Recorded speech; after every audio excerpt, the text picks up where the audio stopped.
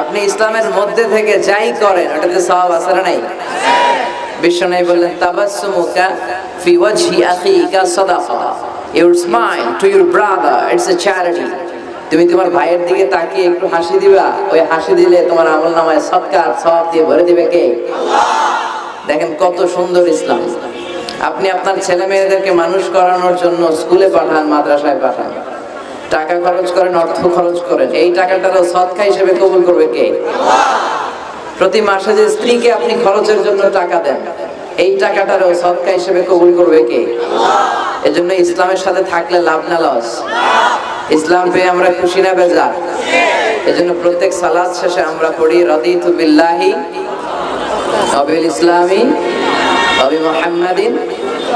এগুলো পড়েন তো আপনারা, নাকি নামাজ শেষে মুনাজাতের জন্য বসে থাকেন? আল্লাহুম্মা আমিন ইয়া আরহামার রাহিমিন, এরকম একটা মুনাজাত দেয় না দেশে? তাড়াহুড়ো করে, তাসবিহ গুলো পড়তে চায় না।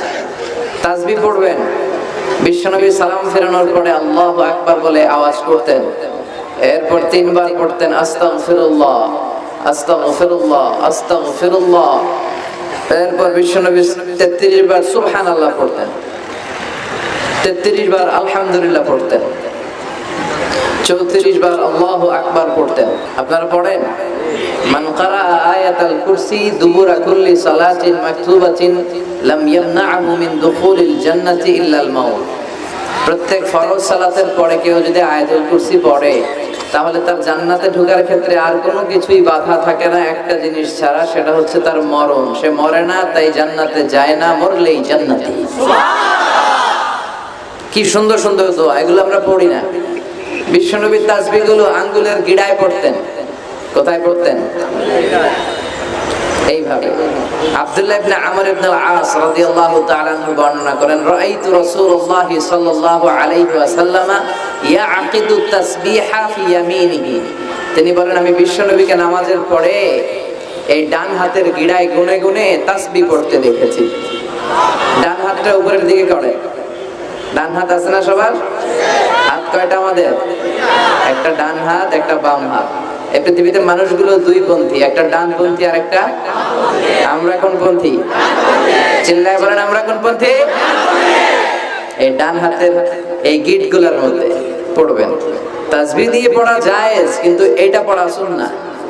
এইভাবে সুবহানাল্লাহ করে পড়া সুন্নাহ, আলহামদুলিল্লাহ পড়েন। এরপরে বিশ্বনবী বলতেন, আহাব্বুল কালাম ইলাল্লাহি আরবাআ, আল্লাহর কাছে সবচেয়ে প্রিয় কথা 4টি, সুবহানাল্লাহ, আলহামদুলিল্লাহ, লা ইলাহা ইল্লাল্লাহ, আল্লাহু আকবার। সুবহানাল্লাহ পড়েন।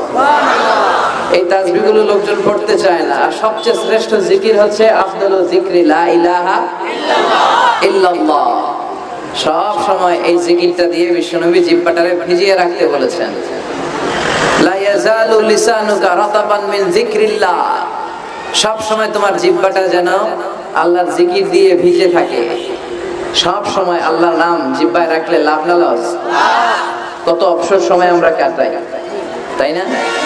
বাস স্টেশনে দাঁড়িয়ে থাকি, বাস আসে না, অবসরে বসে থাকি, সময় কাটে না, তখন আমরা কি বলবো? লা ইলাহা ইল্লাল্লাহ।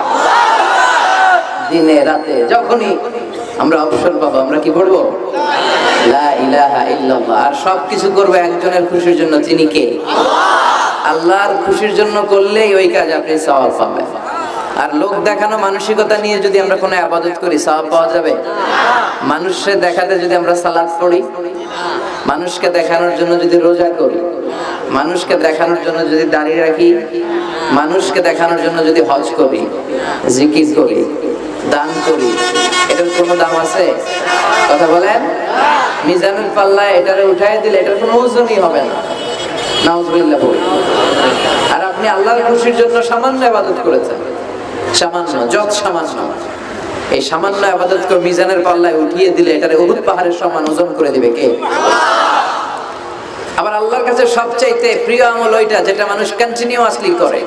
আহাব্বুল আ'মালি ইলাল্লাহি আদওয়ামুহা ওয়া ইন কাল্লা, যদিও পরিমাণে কম হয়, প্রতিনিয়ত যে কাজটা বান্দারা করে ওই কাজটা আল্লাহ বেশি পছন্দ করে। সুবহানাল্লাহ পড়েন।